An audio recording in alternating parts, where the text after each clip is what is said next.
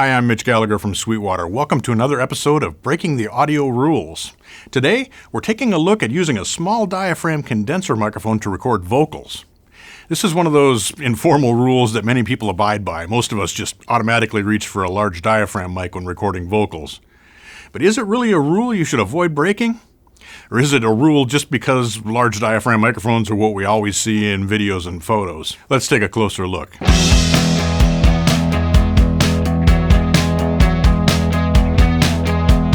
Now, when taken literally, the difference between a large diaphragm microphone and a small diaphragm microphone is the size of the mic's diaphragm. That really is the difference. The general rule of thumb is that a large diaphragm is 1 inch in diameter or larger, while a small diaphragm like this microphone is a 1/2 inch or smaller.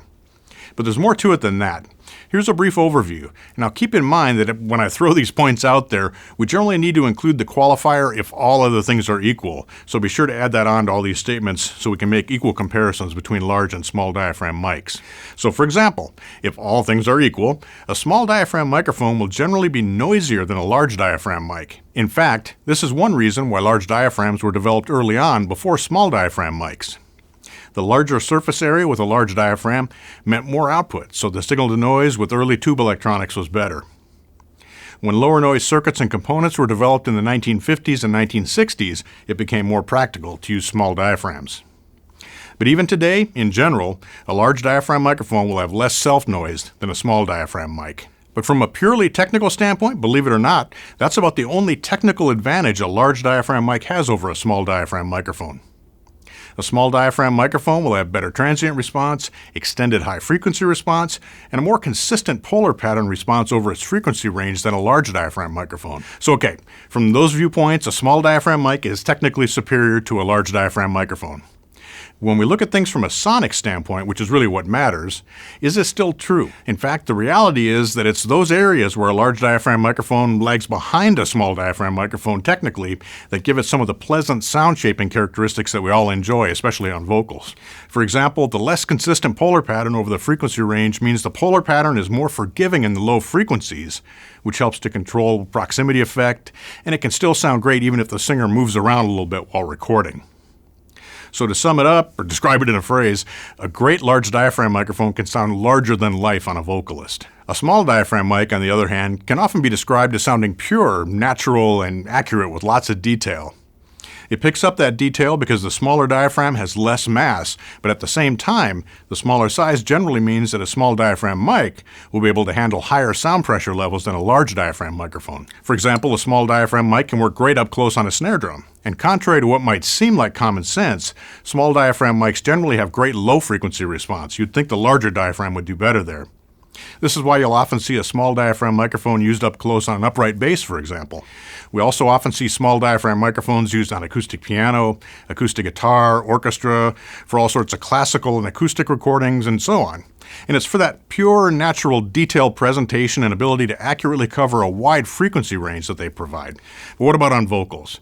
Should we stick with the tried and true, time-tested rule of using a large diaphragm condenser for vocal recording, or can a small diaphragm microphone do the job? Actually, small diaphragm mics are used for vocals perhaps more often than you might think. For example, many of the classic Motown vocals were captured using a small diaphragm microphone. And Irish vocalist Enya is well known for using a small diaphragm microphone for her tracks. And certainly classical and other vocal styles often rely on small diaphragms for vocals. So let's give it a try. We've got a great singer with us here today, Chicago area artist Lucie Ashmore. We're going to track her vocals using a Lauten LA120 small diaphragm condenser mic directly into a PreSonus Quantum 2626 interface. The Lauten Audio LA120 has frequency response from 20 Hz to 20 kHz, handles a max SPL of 130 dB, and it has interchangeable omni and cardioid capsules. Today we're using the cardioid capsule. The mic also has both high and low frequency filters that you can switch in and out to shape the response. We've left those set flat for this recording. The LA120 is a transformerless microphone. It's designed for transparent sound quality for recording acoustic guitar, piano, and orchestra. Now, two things we do want to keep in mind when we're using a small diaphragm microphone like this on a vocalist. One is getting the proper distance from the mic to control proximity effect. Remember, small diaphragm microphones generally have great low frequency response, and we don't want too much bottom end. Second, and this is I guess related to the first, we definitely want to use a pop filter to control low frequency pops and thumps due to plosives. So with all that said, here's Lucie Ashmore singing her song all the time. Feeling dizzy, but I don't wanna come down, 'cause this feeling hits me when I hear the sound of you coming around. Something soulful, I see it in your stare, got me hopeful, but why do I care? Why do I? Why do I? Why do I? Why do I care? Why do I care? Yeah, it happens all the time, happens all the time.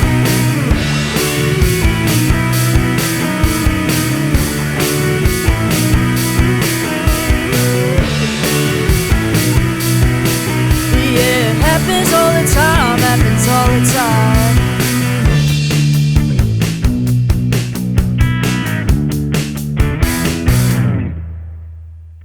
Spiraling so far down, you got me in a state. But looking back now, I don't know how much more I can take. Losing my mind, losing my mind. Yeah, it happens all the time. You know it happens all the time. Why do I care? Why do I care? Yeah, it happens all the time, happens all the time. As you can hear, a small diaphragm condenser can sound fantastic on vocals in any style. It's a natural sound. It sounds very much like Lucie sounded in the room when we were tracking, with smooth top end and neutral but open sound quality. Now, of course, every voice is going to sound different, and certain performance styles work better with particular microphones and other gear, and so we always need to seek out the best mic for a given situation. But the point today is, don't be afraid to consider a small diaphragm condenser microphone when you're selecting a mic for recording vocals. It just might be the perfect mic choice for your vocalist and your production. And with a small diaphragm condenser, it also works great on everything from drums to acoustic and electric guitars to orchestra. Thanks for watching this installment of Breaking the Audio Rules. I think we can safely say it's perfectly okay to break this rule. Feel free to use a small diaphragm condenser mic on vocals. I'm Mitch Gallagher from Sweetwater. Thanks for watching. Be sure to like, comment, and subscribe. Click here for more videos like this one, or start at sweetwater.com for all your music instrument and pro audio needs.